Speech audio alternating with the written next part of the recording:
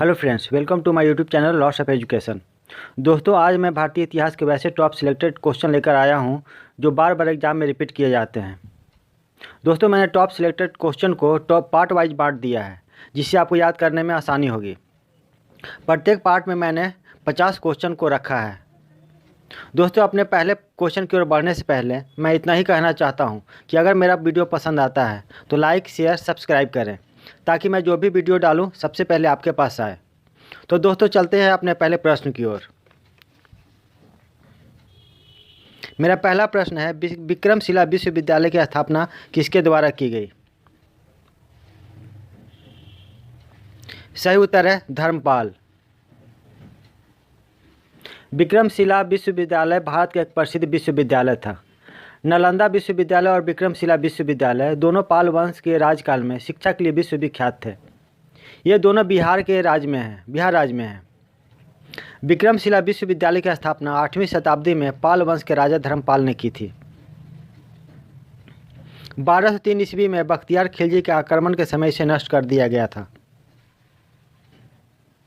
अगला प्रश्न है, 1608 ईस्वी पूर्व में जहांगीर से मिलने के लिए आने वाली ईस्ट इंडिया कंपनी का प्रथम दूत कौन था? सही उत्तर है विलियम हॉकिंस। 1608 ईस्वी में William Hawkins east India company में जहाज लेकर सूरत आया था। इसके बाद कंपनी ने भारत में अपना पहला कारखाना सूरत में 11 जनवरी 1613 ईस्वी को खोला था।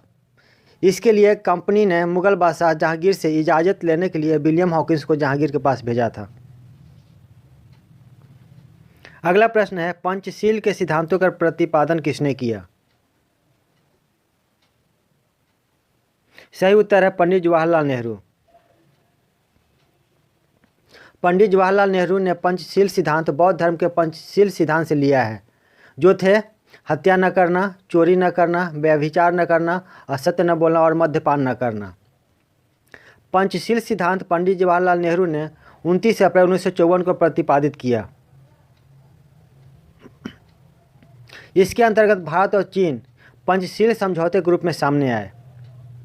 पंचशील सिद्धांत थे एक दूसरे के क्षेत्रीय अखंडता और संप्रभुता के लिए आपसी विवाद उत्पन्न न करना, एक दूसरे के विरुद्ध आक्रमणकारी कार्यवाही न करना, तीसरा था एक दूसरे के आंतरिक मामलों में हस्तक्षेप न करना, चौथा था समानता और आपसी लाभ, और पांचवा था शांतिपूर्ण सहअस्तित्व। अगला प्रश्न है, महात्मा गांधी को अर्धनग्न फकीर किसने कहा था? सही उत्तर है विंस्टन चर्चिल। ब्रिटिश प्रधानमंत्री विंस्टन चर्चिल द्वारा भारत के महात्मा गांधी को अर्धनग्न फकीर कहकर संबोधित किया था। महात्मा गांधी के गोलमेज सम्मेलन के लिए लंदन गए थे। वहीं चर्चिल ने अपमान करने की नीयत से उन्हें अर्धनग्न फकीर कहा था, क्योंकि चर्चिल को महात्मा गांधी के शाही परिवार प्रतिनिधि के बराबर दर्जा मिलना शाही परिवार का अपमान लगा। लेकिन गांधी जी इस नाम को प्रशंसा के रूप में माना था। अगला प्रश्न है, इच्छा सब कष्टों का कारण है, इसका प्रचार करने वाला धर्म कौन सा है? सही उत्तर है बौद्ध धर्म। बौद्ध धर्म के अनुसार इच्छा सब कष्टों का कारण है। बौद्ध धर्म के संस्थापक गौतम बुद्ध थे। इन्हें एशिया का ज्योतिपुंज भी कहा जाता है। अगला प्रश्न है, जैन साहित्य को क्या कहते हैं? सही उत्तर है अंग। जैन साहित्य को अंग भी कहते हैं। जैन साहित्य बहुत विशाल है। यह संस्कृत, प्राकृत और अपभ्रंश भाषाओं में लिखा गया है। जैन धर्म के संस्थापक महावीर स्वामी ने अपना जो भी उपदेश दिए थे वो सभी आगम में सुरक्षित हैं। वो आगम एक जैन साहित्य था जो 46 भागों में विभक्त था, जिसमें 12 अंग, 12 उपांग, 10 पैना, 6 छेद सूत्र, 4 मूल सूत्र, 1 नंदी सूत्र और 1 अनुयोग है। अगला प्रश्न है, अलीगढ़ आंदोलन का संस्थापक कौन था?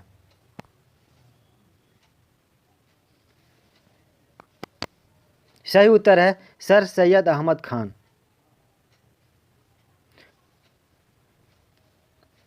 अलीगढ़ आंदोलन 1857 के स्वतंत्रता संग्राम में विद्रोहियों के हार के बाद दक्षिण एशिया के मुसलमानों को शिक्षित करने के लिए सर सैयद अहमद खां के नेतृत्व में चलाया गया था।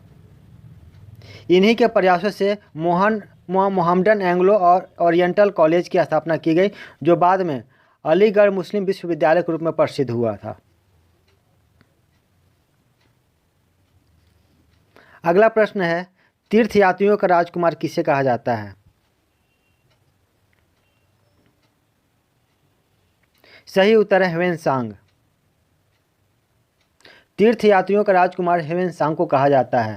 ह्वेनसांग चीन का एक नागरिक था और वह सिल्क मार्ग से 627 ईस्वी में भारत हर्षवर्धन के कार्यकाल में पहुंचा था।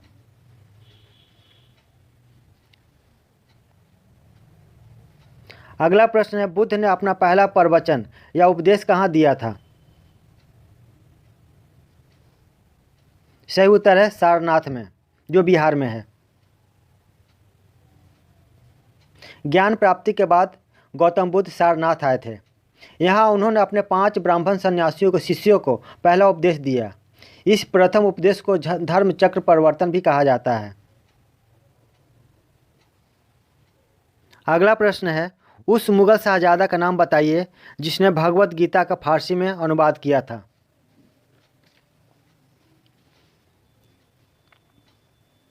सही उत्तर है दारा शिकोह।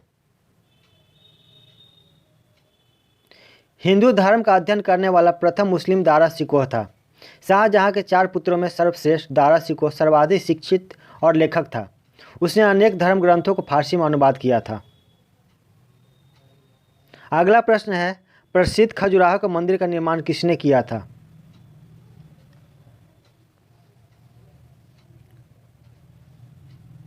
सही उत्तर है चंदेल राजाओं ने। मध्य प्रदेश के छतरपुर जिले में स्थित खजुराहो में चंदेल राजाओं के द्वारा किया गया था। यह मंदिर भारतीय कला का सबसे महत्वपूर्ण नमूनों में से एक है। चंदेल राजा चंद्रवर्मन ने चंदेल वंश की स्थापना की और इन्होंने ही इस मंदिर का निर्माण करवाया था। अगला प्रश्न है, मौर्य काल में सीता से क्या तात्पर्य है? यानी मौर्य काल में सीता क्या था, किसे कहते थे?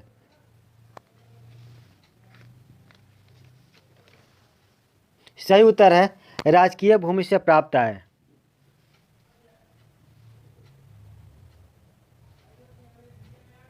यह एक प्रकार का कर था जो भूमि पर वसूला जाता था। यह सामान्यतः 10% था। अगला प्रश्न है, फिरोज शाह तुगलक द्वारा स्थापित दारुल सफा क्या था?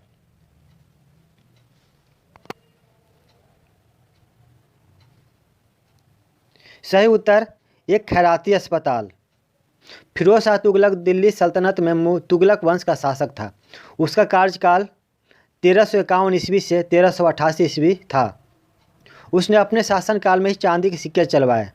इसने एक अस्पताल, दारुल सफ़ा, एक विवाह ब्यूरो, दीवानी, एक खैरत और एक रोजगार ब्यूरो की स्थापना की थी। अगला प्रश्न है, उत्तर भारत में चांदी का सिक्का टंका जारी करने वाला मध्यकालीन शासक कौन था? सही उत्तर है इल्तुतमिश। इल्तुतमिश पहला तुर्क शासक था जिसने शुद्ध अरबी सिक्के चलवाए। उसने सल्तनत कालीन 2 महत्वपूर्ण सिक्के, चांदी का टंका और पीतल का जितल चलवाया था। अगला प्रश्न है, गायत्री मंत्र के नाम से प्रसिद्ध मंत्र सर्वप्रथम किस ग्रंथ में मिलता है? सही उत्तर है ऋग्वेद। गायत्री मंत्र सर्वप्रथम ऋग्वेद में मिलता है। ऋग्वेद चारों वेदों में सबसे पुराना वेद है। वेद 4 हैं, ऋग्वेद, यजुर्वेद, सामवेद, अथर्ववेद। चारों वेदों के रचयिता महर्षि वेद व्यास जी थे। ऋग्वेद में 10 मंडल, 1028 श्लोक और लगभग 10,600 मंत्र हैं। अगला प्रश्न है, नालंदा विश्वविद्यालय को नष्ट करने वाला मुस्लिम शासक कौन था?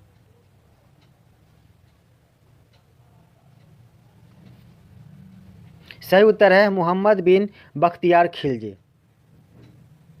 नालंदा विश्वविद्यालय की स्थापना कुमार गुप्त ने करवाई थी। नालंदा विश्वविद्यालय प्राचीन भारत में उच्च शिक्षा का सर्वाधिक महत्वपूर्ण विख्यात केंद्र था। बिहार के राजगीर गृह के क्षेत्र में आता है। प्रसिद्ध चीनी यात्री ह्वेनसांग अपने जीवन के 1 वर्ष यहाँ एक विद्यार्थी और एक शिक्षक के रूप में बिताया। 1203 ईस्वी में बख्तियार खिलजी के आक्रमण के समय से नष्ट कर दिया गया था।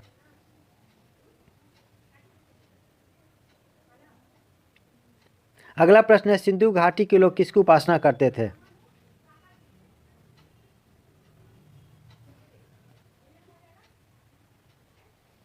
सही उत्तर है पशुपति, यानी शिव जी की उपासना करते थे सिंधु घाटी के लोग।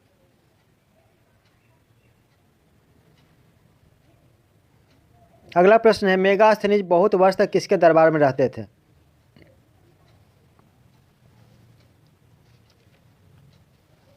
सही उत्तर है मौर्य राजाओं के। मेगास्थनीज 350 ईस्वी पूर्व से 290 ईस्वी पूर्व के बीच मौर्य सम्राट चंद्रगुप्त मौर्य के दरबार में रहते थे। मेगास्थनीज ने प्रसिद्ध पुस्तक इंडिका की रचना की थी।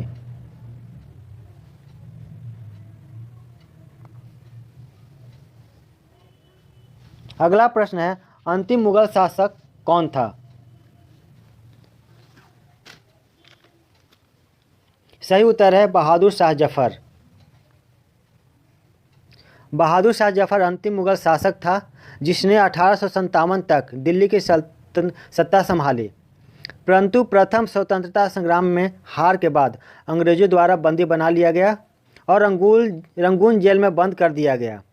रंगून बर्मा या म्यांमार को भी कहा जाता है, वहीं इसकी मृत्यु हो गई थी।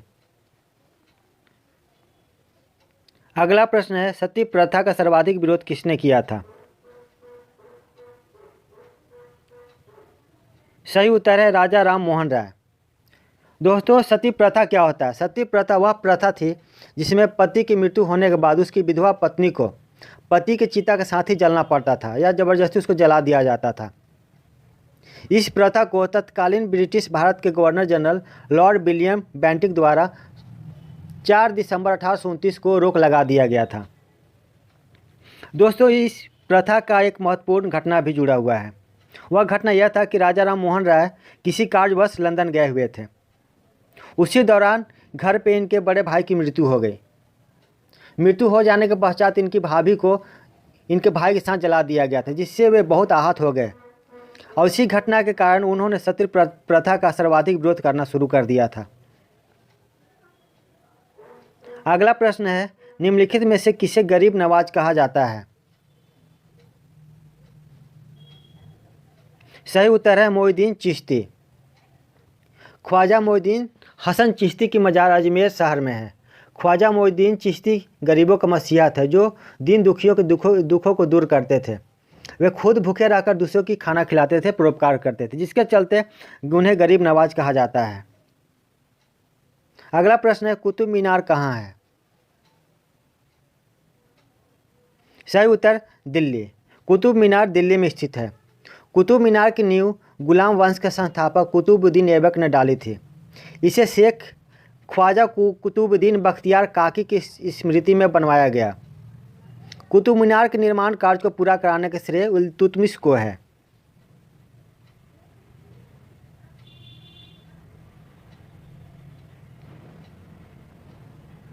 अगला प्रश्न है, सीमांत गांधी के नाम से किन्हें जाना जाता है? सही उत्तर है खान अब्दुल गफ्फार खान। इन्हों को सीमांत गांधी के नाम से जाना जाता है। खान अब्दुल गफ्फार खान सीमा प्रांत और बलूचिस्तान के महान राजनेता थे, जिन्होंने भारत के स्वतंत्रता में भाग लिया और अपने कार्य और निष्ठा के कारण इन्हें सरहदी गांधी या सीमांत गांधी के नाम से पुकारे जाने लगे। अगला प्रश्न है, सोमनाथ मंदिर को किस मुसलमान आक्रमणकारी ने ध्वंस किया था? सही उत्तर है महमूद गजनवी। सोमनाथ का मंदिर 12 ज्योतिर्लिंगों में सर्वप्रथम ज्योतिर्लिंग के रूप में जाना जाता है। यह अपने वैभव के कारण सोमनाथ मंदिर को कई बार लूटा और नष्ट किया गया। अगला प्रश्न है, गीत गोविंद के रचयिता कौन है? सही उत्तर है जयदेव। गीत गोविंद के रचयिता जयदेव हैं। गीत गोविंद में श्री कृष्ण की गोपिकाओं के साथ रास लीला, कृष्ण के लिए व्याकुलता और राधा के विरह का आदि का वर्णन है। अगला प्रश्न है, ब्रिटिश द्वारा भारत में सर्वप्रथम बंदरगाह कहाँ स्थापित किया गया था? सही उत्तर है सूरत। सूरत में ब्रिटिश द्वारा भारत में सर्वप्रथम बंदरगाह स्थापित किया गया था। अगला प्रश्न है, फॉरवर्ड ब्लॉक की स्थापना किसने की थी? सही उत्तर है सुभाष चंद्र बोस। 1339 ईस्वी में कांग्रेस अध्यक्ष चुने जाने के समय सुभाष चंद्र बोस चाहते थे कि कोई ऐसा व्यक्ति अध्यक्ष बने जो किसी के दबाव के आगे न झुके। जब कोई सामने नहीं आया तो सुभाष चंद्र बोस ने स्वयं कांग्रेस अध्यक्ष बनने की इच्छा जताई, लेकिन गांधी जी को यह पसंद नहीं था। गांधी जी उन्हें इस पद पर नहीं देखना चाहते थे, इसीलिए वे सीतारामैया को अध्यक्ष बनाना चाहते थे। दोनों में मतभेद हुआ, जिसके चलते वोटिंग हुआ, जिसमें सुभाष चंद्र बोस जीत गए। सुभाष चंद्र बोस का चुनाव में जीतना और सीतारामैया की हार को महात्मा गांधी अपनी हार बताया और अपने साथियों से कहा कि वे कांग्रेस से हट जाएं। इसके बाद कांग्रेस से 14 में से 12 सदस्यों ने इस्तीफा दे दिया। इससे दुखी होकर सुभाष चंद्र बोस ने कांग्रेस में रहते हुए फॉरवर्ड ब्लॉक के नाम से अपनी पार्टी की स्थापना की।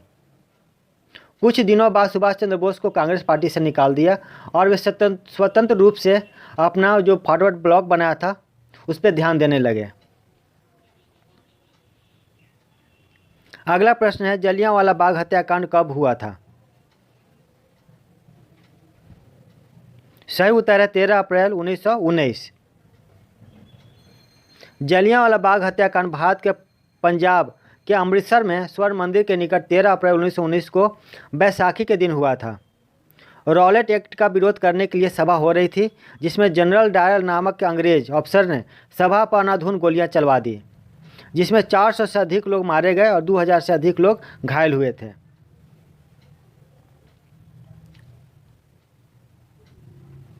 अगला प्रश्न है, हिंदुस्तान रिपब्लिकन एसोसिएशन की स्थापना किसने और कब की थी? सही उत्तर है सचिंद्र नाथ सत्यपाल। यह एसोसिएशन भारतीय स्वतंत्रता के लिए सशस्त्र संघर्ष के माध्यम से ब्रिटिश राज को समाप्त करने के उद्देश्य से इस क्रांतिकारी संगठन की स्थापना कानपुर में की गई थी।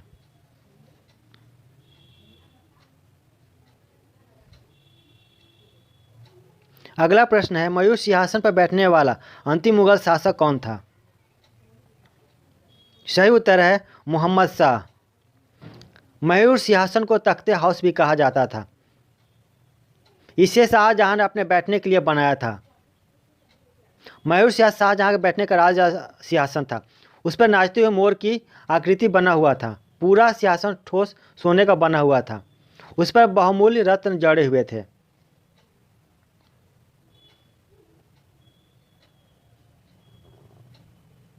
अगला प्रश्न है, भारत में दशमलव प्रणाली का आविष्कार किस काल में हुआ?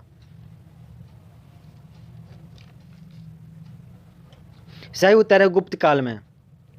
दशमलव प्रणाली का आविष्कार गुप्त काल में खगोल विज्ञानी आर्यभट्ट ने किया था।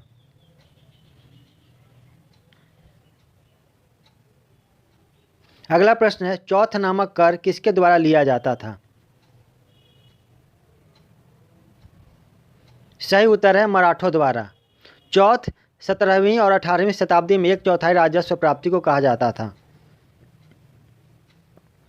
अगला प्रश्न है, भूदान आंदोलन किसके द्वारा शुरू किया गया या किसने शुरू किया? सही उत्तर है विनोबा भावे। भूदान आंदोलन संत विनोबा भावे द्वारा सन 1951 ईस्वी में आरंभ किया गया था। स्वैच्छिक भूमि सुधार आंदोलन था। उनकी कोशिश थी कि भूमि का पुनर्वितरण सिर्फ सरकारी कानून द्वारा ही नहीं बल्कि एक आंदोलन के माध्यम से इसे सफल किया जाए। अगला प्रश्न है, रामकृष्ण मिशन की स्थापना किसने की थी? सही उत्तर है स्वामी विवेकानंद। रामकृष्ण मिशन की स्थापना 1 मई 1897 को रामकृष्ण परमहंस के शिष्य स्वामी विवेकानंद ने की थी। इसका मुख्यालय कोलकाता के निकट बेलूर में है। रामकृष्ण मिशन दूसरों की सेवा और परोपकार को कर्मयोग मानता है। अगला प्रश्न है, नील नदी किनारे कौन सी सभ्यता का विकास हुआ था?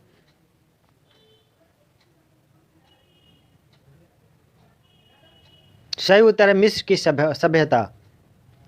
नील नदी संसार की सबसे लंबी नदी है। नील नदी 10 देशों से होकर गुजरती है। इस नदी किनारे मिस्र की सभ्यता का विकास 3150 ईस्वी पूर्व के आसपास हुई थी। अगला प्रश्न है, भारत में मुगल साम्राज्य की स्थापना किसने की थी? सही उत्तर है बाबर। बाबर का पूरा नाम जहीरुद्दीन मोहम्मद था। 1526 ईस्वी में इन्होंने पानीपत के मैदान में दिल्ली सल्तनत के अंतिम मुगल सुल्तान इब्राहिम लोदी को हराकर भारत में मुगल साम्राज्य की स्थापना की थी। अगला प्रश्न है, किसके शासनकाल में मराठा सत्ता सर्वोच्च शिखर और प्रतिष्ठा पर थी? सही उत्तर है बालाजी बाजीराव। बालाजी बाजीराव को नाना साहब के नाम से भी जाना जाता है। इनके शासनकाल में मराठा साम्राज्य अपने सर्वोच्च शिखर और प्रतिष्ठा पर थी। अगला प्रश्न है, आर्य समाज का स्थापना किसने की थी?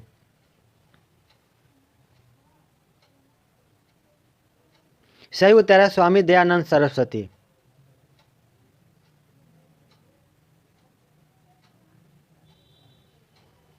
इसकी स्थापना 10 अप्रैल 1875 को बंबई में हुआ था। आर्य समाज के मुख्य उद्देश्य था मूर्ति पूजा, बलि पूजा, झूठे कर्मकांड, अंधविश्वास को समाज से खत्म करना। अगला प्रश्न है, सत्यशोधक समाज की स्थापना किसने की थी?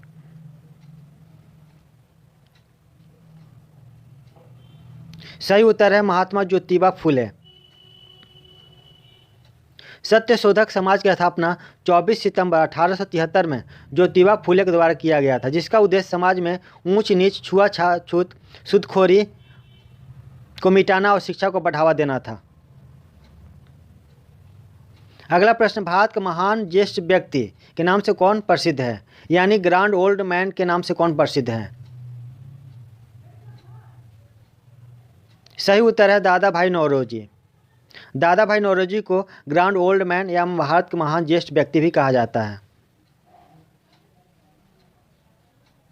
अगला प्रश्न है, सविनय अवज्ञा आंदोलन किसने और कब प्रारंभ किया था? सही उत्तर है महात्मा गांधी। पूर्ण स्वाधीनता प्राप्ति के महात्मा गांधी ने 6 अप्रैल 1930 को सविनय अवज्ञा आंदोलन छेड़ा, जिसका उद्देश्य कुछ विशिष्ट प्रकार के गैर कानूनी कार्य सामूहिक रूप से करके ब्रिटिश सरकार को झुका देना था। अगला प्रश्न है, किस वर्ष भारत छोड़ो आंदोलन प्रारंभ किया गया था? सही उत्तर है 8 अगस्त 1942। यह आंदोलन 8 अगस्त 1942 को गांधी जी ने ब्रिटिश साम्राज्य को समाप्त करने के उद्देश्य से शुरू किया था। अगला प्रश्न है, वह मुगल बादशाह कौन था जिसने 15 वर्ष निर्वासित होकर गुजारे थे? सही उत्तर है हुमायूं। हुमायूं मुगल सम्राट बाबर का पुत्र था। 17 मई 1540 को बिलग्राम की लड़ाई में हुमायूं शेरशाह सूरी से बुरी तरह पराजित हो गया। वह भारत से भाग गया और 15 वर्ष तक सिंध और ईरान में शरणार्थी के रूप में रहा था। अगला प्रश्न है, किस मुगल राजा ने धार्मिक संप्रदाय दीन-ए-इलाही की स्थापना की?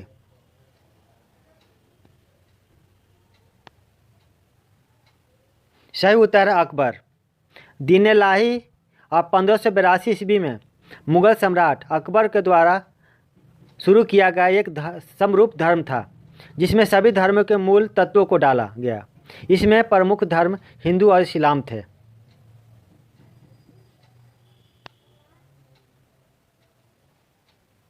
अगला प्रश्न है, शाहनामा किसकी कृति है? सही उत्तर है फिरदौसी। शाहनामा फारसी भाषा के एक महाग्रंथ है, जिसमें ईरान के सन 636 ईस्वी के पूर्व के शासकों का चरित्र लिखा गया है। फिरदौसी ने 30 सालों की मेहनत के बाद सन 1010 में तैयार किया था इसे। अगला प्रश्न है, दिल्ली की गद्दी पर बैठने वाली पहली और एकमात्र महिला रजिया सुल्तान किसकी पुत्री थी?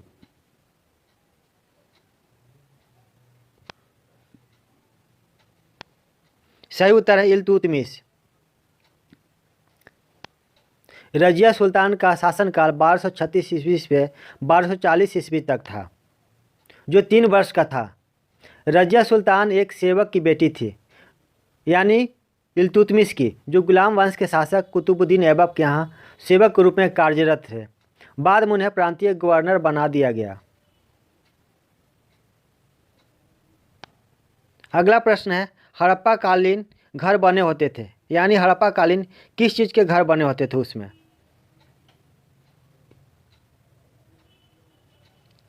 सही उत्तर ईंटों के। हड़प्पा कालीन घर ईंटों के बने होते थे। अगला प्रश्न है, वह कौन सा मुगल शासक चित्रकला प्रेमी था? सही उत्तर है जहांगीर। मुगल शासक जहांगीर भी खुद एक उत्तम चित्रकार और कला पारखी था। वह जहांगीर के बड़े बेटे थे, वह अकबर के बड़े बेटे थे। अगला प्रश्न है, निम्नलिखित में से किसके साथ सिंधु घाटी सभ्यता के लोगों का व्यापारिक संबंध था?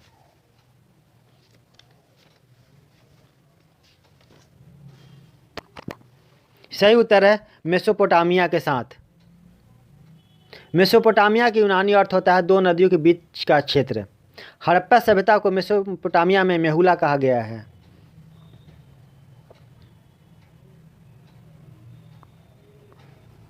तो दोस्तों, इस वीडियो का अंतिम प्रश्न है, प्रथम बौद्ध संगति का आयोजन किसके शासनकाल में हुआ था? सही उत्तर है अजातशत्रु, जो 483 ईस्वी पूर्व राजगिरी में हुआ था। दोस्तों, मिलते हैं अपने दूसरे वीडियो पार्ट 2 में। Thank you.